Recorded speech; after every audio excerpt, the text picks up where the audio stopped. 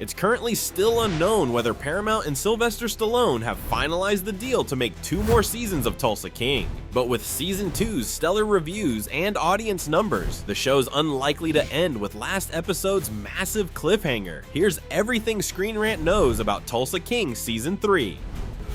You work for us now.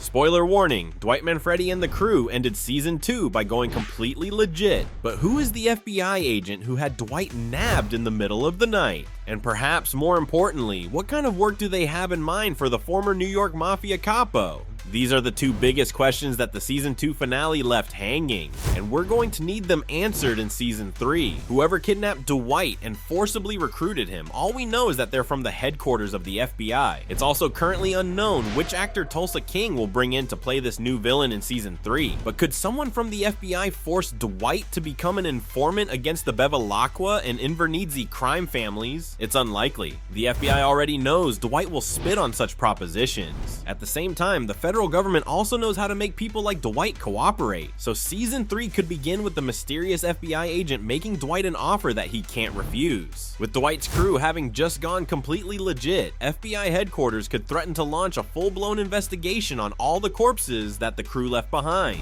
The FBI could also use Dwight's daughter Tina as leverage. Either of this could undermine all the hard work Dwight and his crew accomplished in Season 2.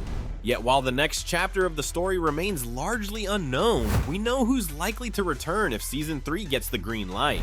Apart from the General himself, Stallone's Dwight Manfredi, we can expect Dwight's entire crew to reprise their roles as well. This includes Jay Will as Tyson Mitchell, Martin Starr as Lawrence Bodie Geigerman, Max Casella as Armand Manny Truizzi, Garrett Hedlund as Mitch the Stick Keller, Annabella Sciorra as Joanne Manfredi, Chris Caldovino as Dennis Goody Karangi, Mike Flo Walden as Michael Bigfoot, McKenna Quigley Harrington as Grace, and Justin Garcia Pruneda as Fred. There's also Dwight's love interest, Dana Delaney as Margaret Devereaux, and his horse's caretaker, Scarlett Rose Stallone as Spencer. Meanwhile, after hashing things out with Dwight, Frank Grillo's Bill Bevilacqua is bound to return as well. As for the New York Mafia, the only surefire returning characters are Vincent Piazza as Vince Antonacci, acting boss of the Invernizzi crime family, and Vince's right-hand man, Guy Narduli, as Johnny the Zip. And while Neil McDonough's Cal Thresher bowed out of the gangster life, we can't imagine Cal sitting still for too long. Almost the same can be said of Dwight's daughter, Tatiana Zappardino's Tina Manfredi Grieger. Curiously, with the finale teasing that a federal agent will be the main Season 3 villain, we could potentially see the return of Andrea Savage as Stacy Beale as well. Indeed,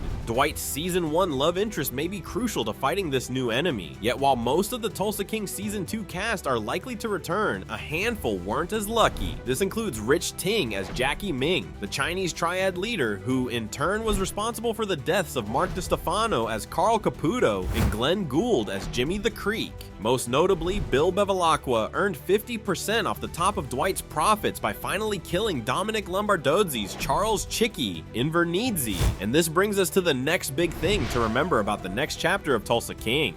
With Bill and Dwight finding common ground, underneath which lies the late Chicky Invernizzi, the Bevilacqua's beef with Dwight's crew seems to have been squashed. And while it's unlikely that the FBI can somehow convince Dwight to become an informant, the Bureau could also use Dwight's operation to smuggle their own goods, or even run secret operations in Tulsa. If that happens, Dwight's profits could take the brunt, and both he and Bill won't be happy with their gross profits. That said, while Dwight and Bill may still not like each other, they essentially become business partners in the finale. And given Bill's traditional views on how the Mafia should be run, the Bevilacquas may yet emerge as the best ally that Dwight's crew can hope for in the 3rd season. It's not like Dwight can turn for help elsewhere. As we already know, Dwight would likely die or go to prison first before asking New York for help with anything. On that note, even the New York Mafia could be very different by the time Season 3 comes around.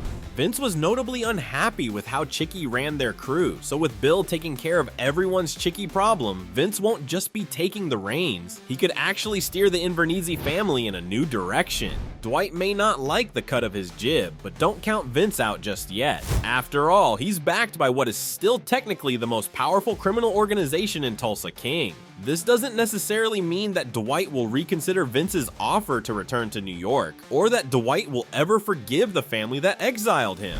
Nonetheless, with what the season 2 finale set up, the Mafia could have a much larger hand in the plot of the 3rd season, whether it's in New York or right in Tulsa. Considering Vince's connections, he could even be crucial to how Dwight deals with this new yet unknown federal agent. As Vince knows the value of bringing Dwight back into the fold, he may do something drastic to pull off this impossible task. Then again, it would take something truly special to get Dwight to leave the crew, business, and family that he built in Tulsa. While Mitch is now the owner of Donnie's car dealership, Joanne and Bodie are determined to dominate the online marijuana retail business. Indeed, the Even Higher Plane gang is flying higher than ever before, and this makes these 3 crew members prime targets for the FBI to exploit in season 3. The Bureau could also go directly after Margaret, especially since they already know that she's not just some fling for Dwight. Even Spencer could get caught in the crossfire if the FBI targets Manny, who certainly has tons of dirt on Dwight. The good news is that with Manny having just made him and Dwight square, Manny could seal his loyalty to the crew in season 3.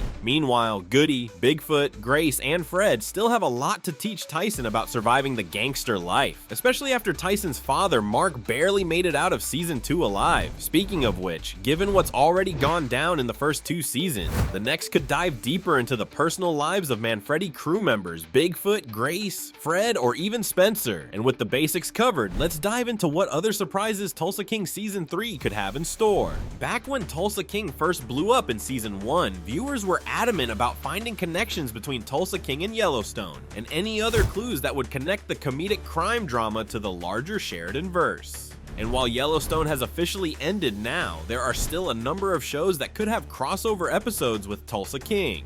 For instance, should Dwight need an exit plan from Tulsa, it wouldn't be surprising if Margaret revealed her connections to the 4-6's ranch in Texas, and an episode of Tulsa King could even host the backdoor pilot to Sheridan's upcoming neo-western series about the 4-6's. Margaret did say that she already has a cowboy outfit for Dwight to wear. Meanwhile, should the feds gather enough evidence to send Dwight to prison, they might need to find somewhere more secure for the man who put Tulsa on the watch list of several federal agencies. And if that happens, Tulsa King season may include a crossover with Mayor of Kingstown, with Dwight being held in a special facility in the fictional prison town of Kingstown, Michigan. Another possibility is that Dwight takes going legit to a whole new level, and maybe even meeting with Billy Bob Thornton's Tommy Norris, the Texas Oil Company VP from the Sheridan series Landman. Currently, none of these shows actually connect with one another, but with the massive critical and commercial success of Tulsa King, season 3 may just be where the Sheridan verse finally puts down roots. But what do you think? Could Tulsa King actually connect to Sheridan's existing or upcoming shows? What else do you see in the future for Dwight Manfredi, his crew, and season 3's new villain? Tell us your thoughts and theories in the comments, and keep watching ScreenRant.